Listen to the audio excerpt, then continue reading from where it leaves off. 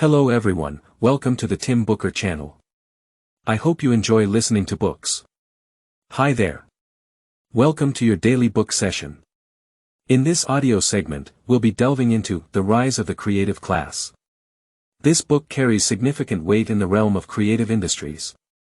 Even today, when scholars worldwide discuss the creative economy, there's a high probability they'll reference this book.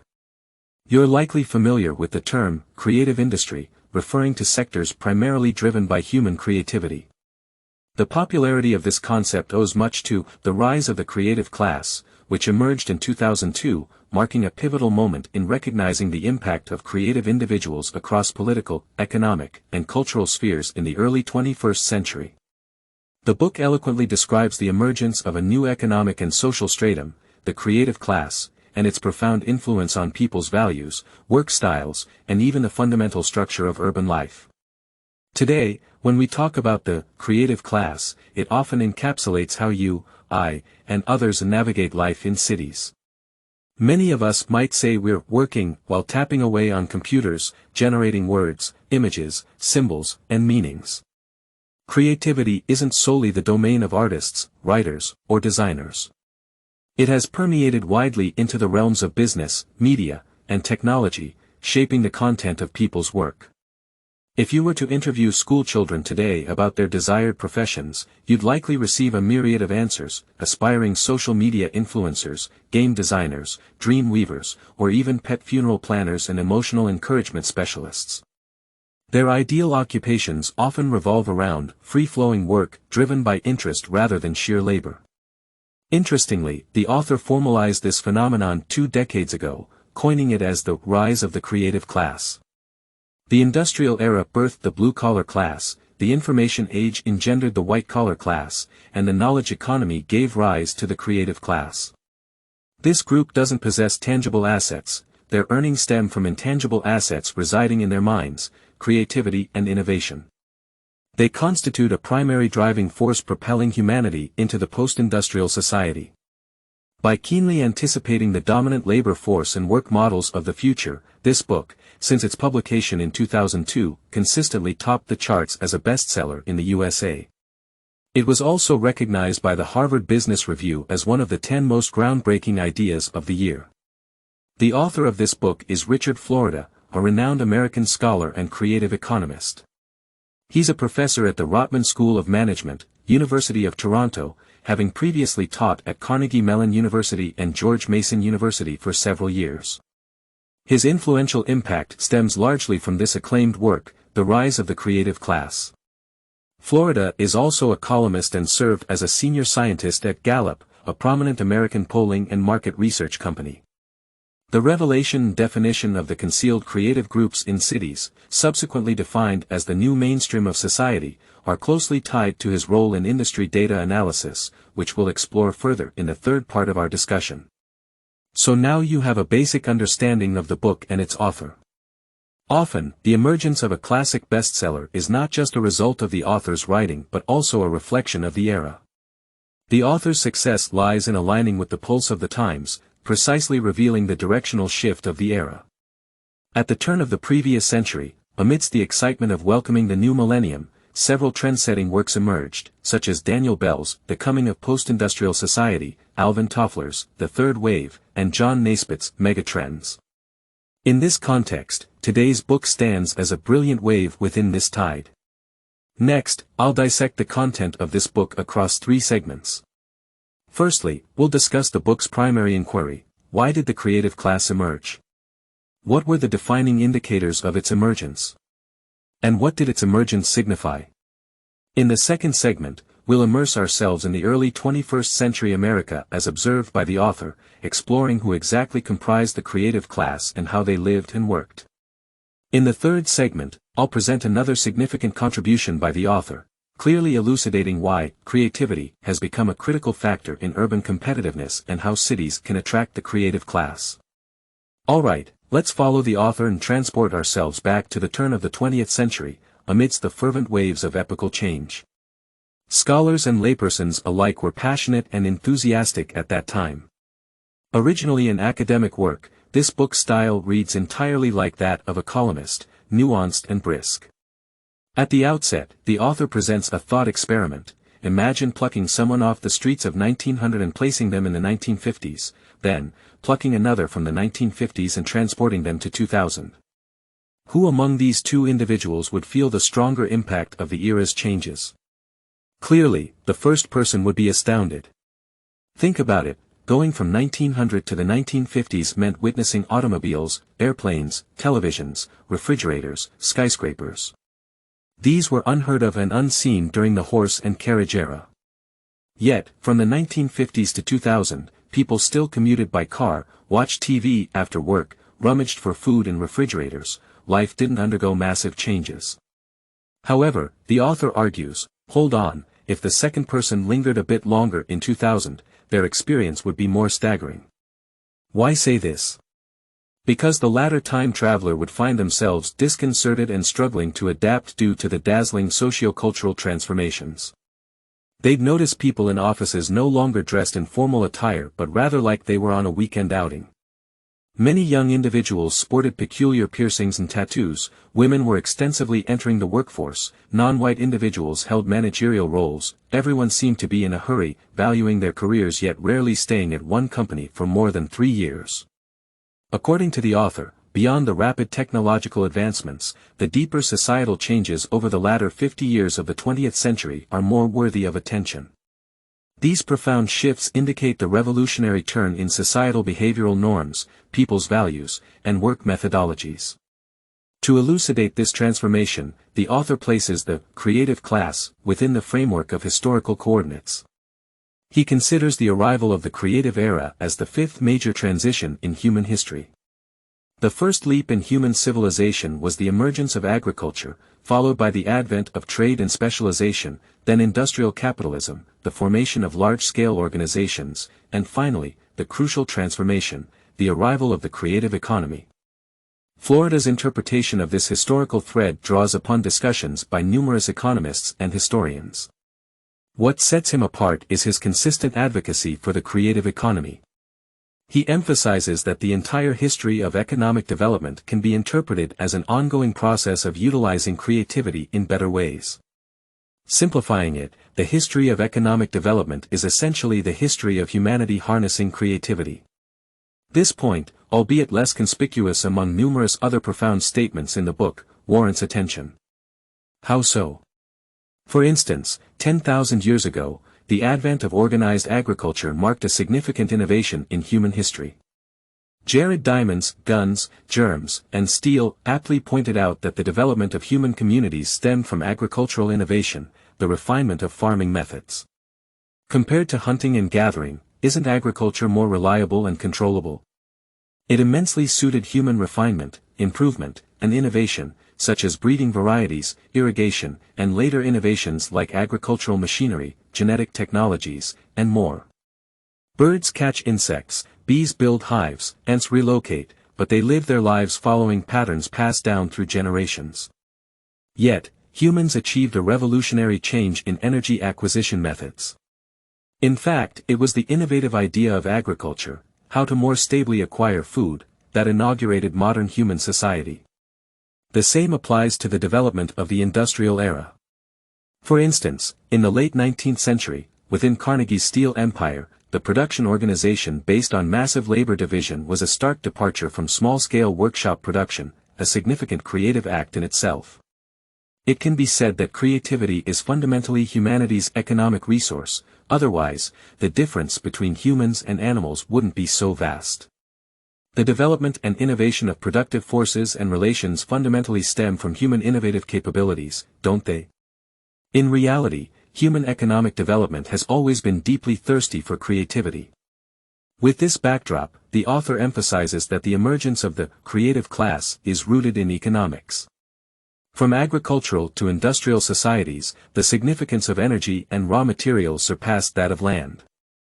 With the advent of the creative economy, another strategic means of production emerged: human intelligence, knowledge, and creativity. At this point, creativity in the modern economy is akin to coal and iron, or in steel-making enterprises, it's a daily raw material.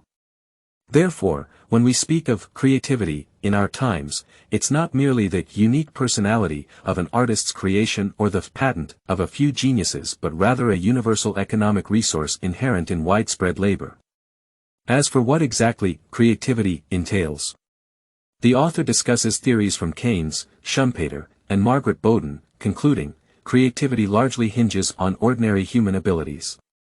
For instance, attention, memory, observation, comprehension, reasoning, and imagination are almost innate abilities possessed by all individuals, regardless of their educational backgrounds or industry. Creativity lies in synthesizing various information and generating new, valuable combinations. Even Einstein stated that his work was a combination game. Relativity didn't arise out of thin air, it involved transcending old frameworks to discover new combinations.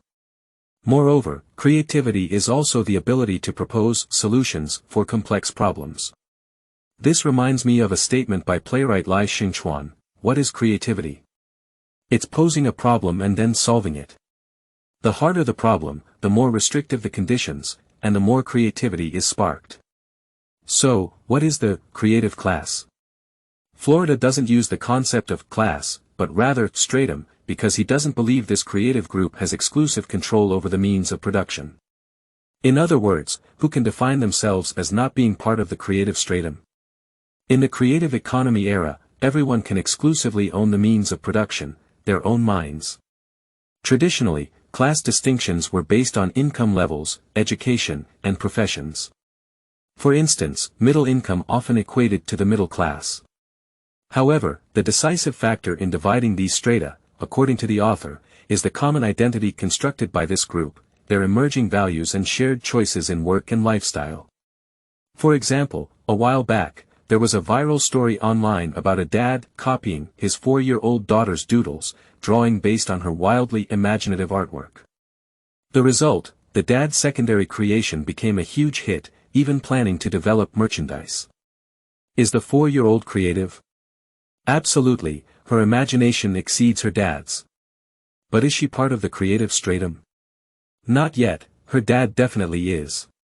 This is because her dad displays a high level of consciousness in terms of values and behavioral tendencies. He has a profound understanding of how to generate value from creativity. Consciously making a living through creative work constitutes being part of the creative stratum.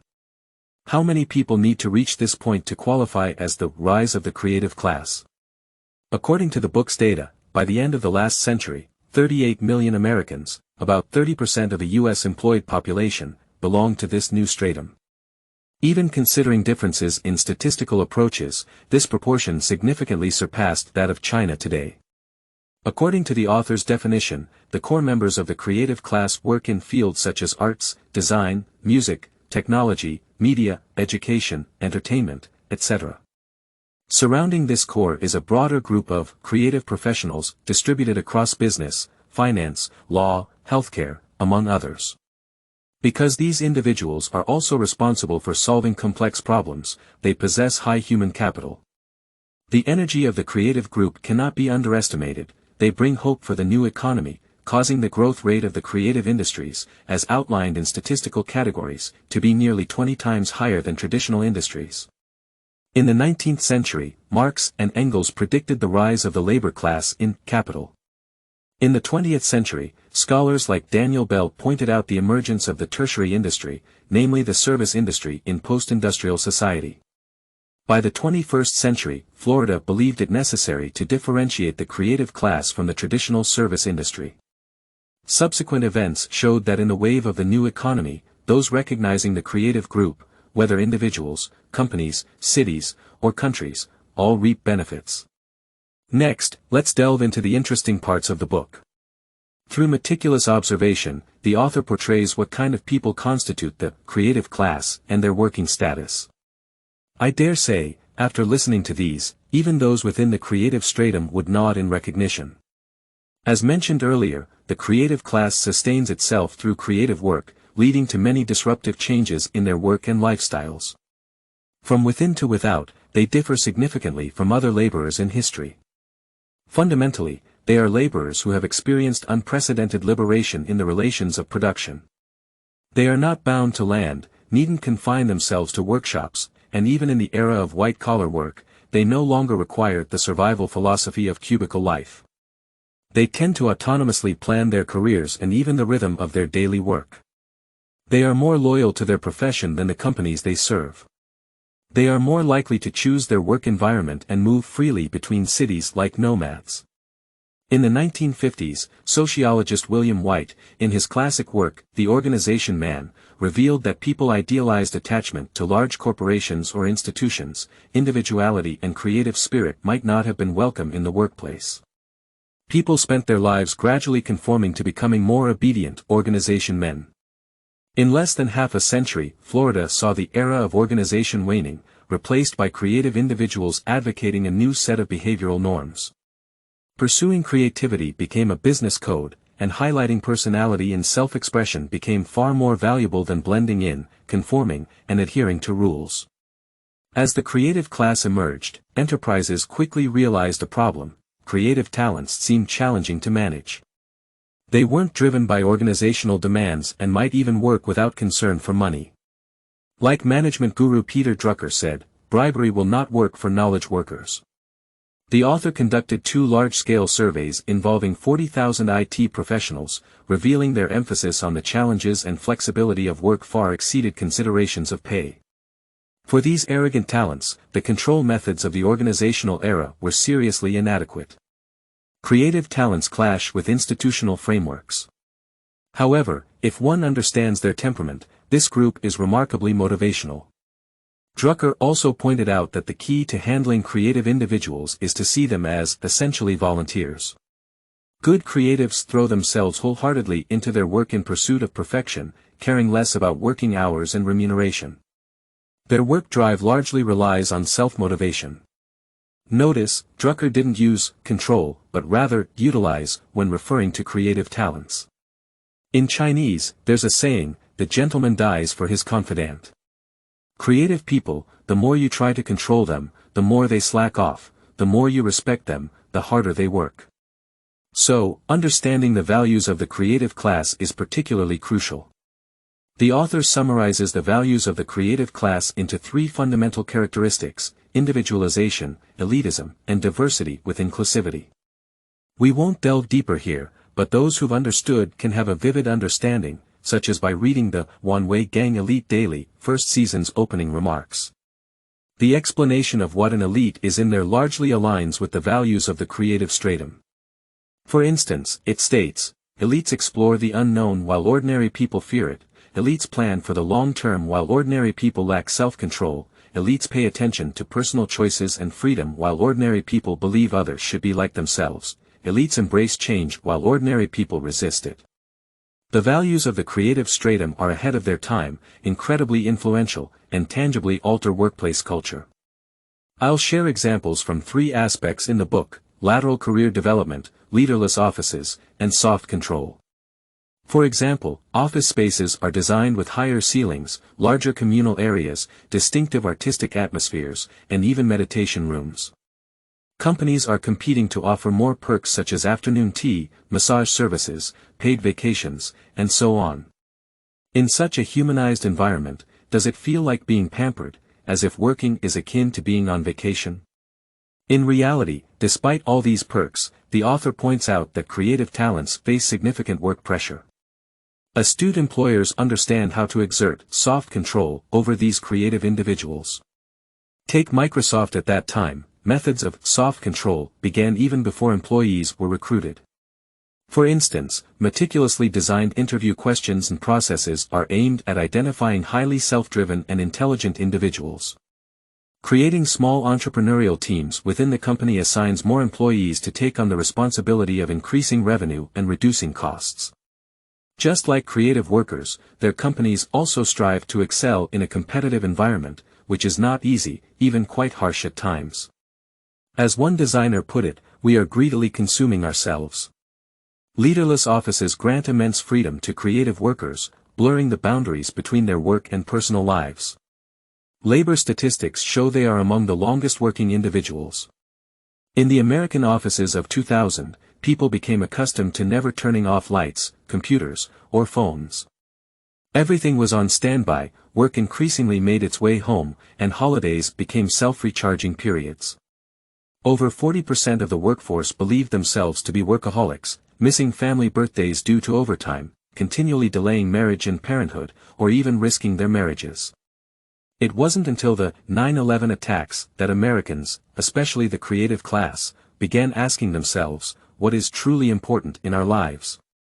Attitudes shifted quietly, and the creative class increasingly cared about the meaning and quality of life.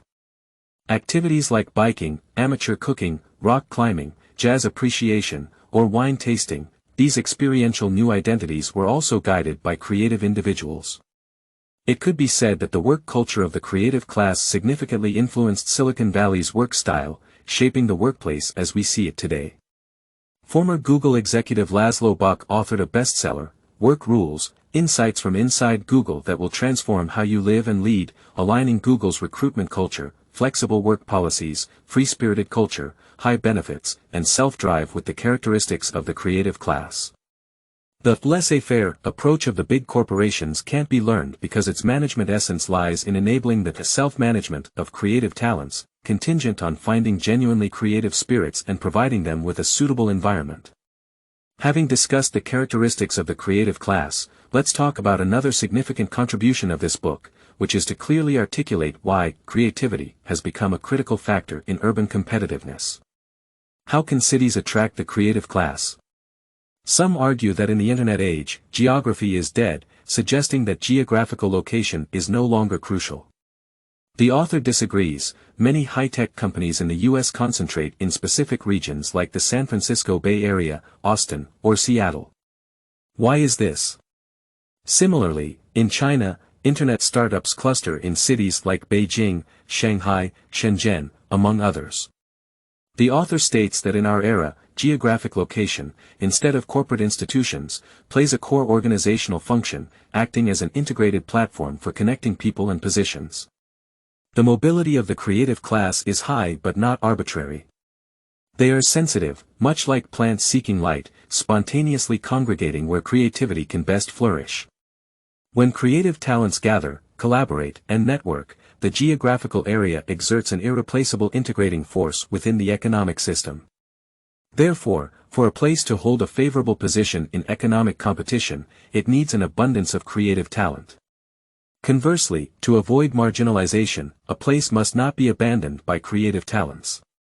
Hence, the war for talent in the new economic era is unfolding both domestically and internationally, with cities facing unprecedented fierce competition. What kind of city is suitable for the creative class, known as a creative city? In this book, the author presents the famous 3T index evaluation model. 3T stands for the initials of three English words: technology, talent, and tolerance. Each T represents a core element of creative capital. The 3T model serves as an explanatory tool, illustrating why cities like Baltimore, St. Louis, and Pittsburgh in the United States experience stagnant economic growth.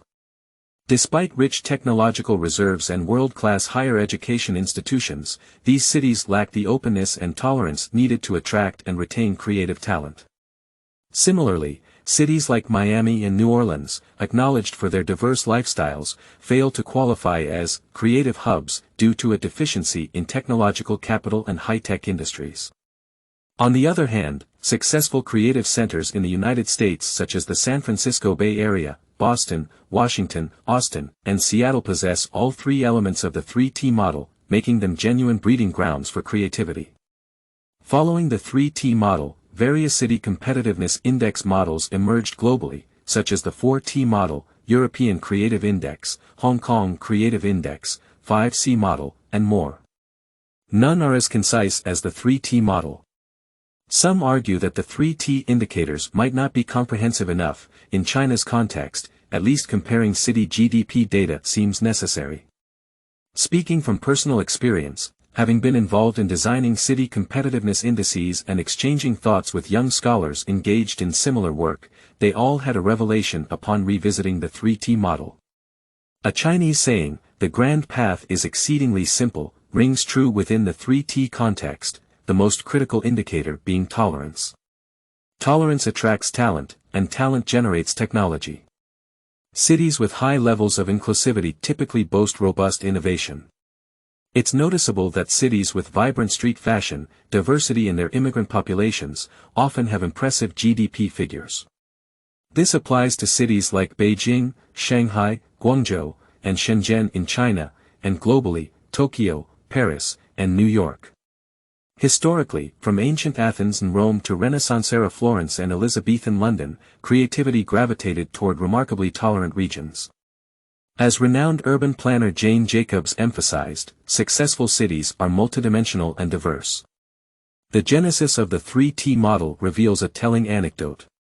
The author, extensively researching industrial data, found that a city ranking based on advanced technology nearly matched another list compiled by a doctoral student, Gates, studying the distribution density of LGBTQ+ communities. Both lists were almost identical. The connection wasn't that these niche groups were more suitable for high-tech industries, there wasn't a direct causal relationship. Instead, it was the inclusive nature of the city that attracted both. In recent years, people have formed their own judgments about what constitutes a creative city. Despite many cities deploying strategies like creative parks, districts, and communities, only a few remain hotspots truly magnetizing numerous creative individuals.